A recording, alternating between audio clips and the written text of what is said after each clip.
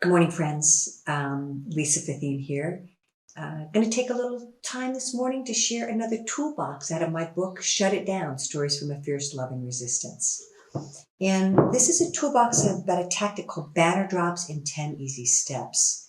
And I thought that now was a particularly important time to talk about banner drops because that's actually one of the things you can do from your home, whether you live alone or with a group of people.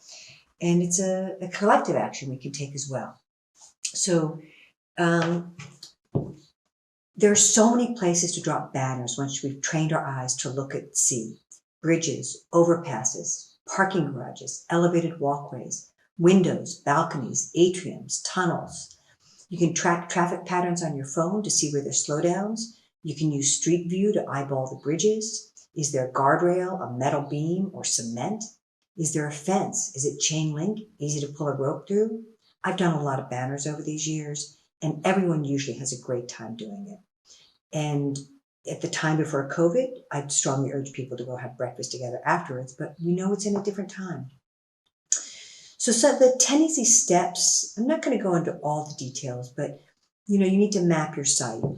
Where are you going to drop your banner? And right now we're talking about windows, rooftops, fire escapes, maybe a tree if you have access to one. And then you have to gather your material. What are you going to make your banner out of? Generally, if I'm doing on bridges, which I love doing banner drops on bridges because so many cities have bridges all around them, so you can drop a lot at once. And it's a great way to get your message out to large numbers of people. And again, we're in a different time. I know some of you are in cities where there's still a lot of traffic and you can go out and do it. In fact, it's a great time to be in solidarity of dropping banners for communities that can't go out and drop banners. But even in a lot of cities where we're sheltered in place, I actually think bridges is still a fairly safe place to drop your message. So you want to prep your materials. What are you going to use to hang it with? Zip ties, rope, duct tape. And then what are you going to put on your banner? And one of the reasons I like banners is it forces you to make your message really concise. I always say, what are the 5 words? Because that's often what you can get on a sheet. What are the 5 words that you need to convey your message? And so that's one of the places, like, what do you want to say and how do you say it in 5 words? So you put it on your banner, whether it's spray paint on a sheet, magic marker on poster board, crayons. Again, there's many mediums to make your message visible. If you're hanging it out for a period of time, you want to think about the wind and does your banner need air holes? If it's a poster board you're putting on the inside of your window, do you have to weight it down in any way? Lots of ways to different fold. So again, if you're dropping it off a bridge, you have to think about how are you folding it up so that it undoes quickly. But if you're dropping it out your window, we have ample time right these days. So you can just test it and put it out there and see how it goes. And then gather your team. Again, we are not in an era where we have a lot of physical connection to one another. We're working virtually.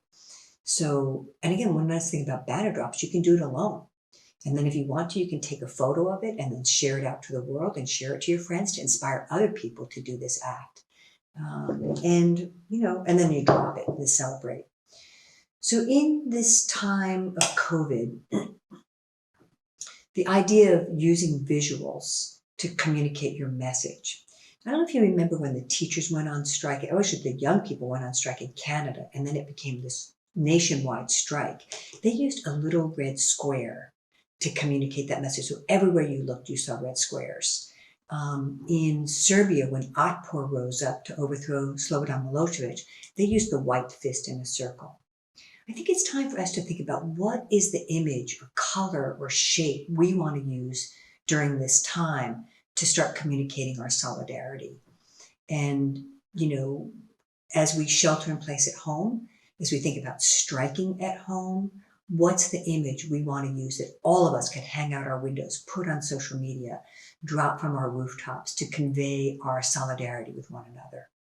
So, I don't have all the answers right now. We're in a creative process. We're learning what is it like to be living in a time when so much is unpredictable, where the patterns of our usual life have been disrupted and we're creating new ones.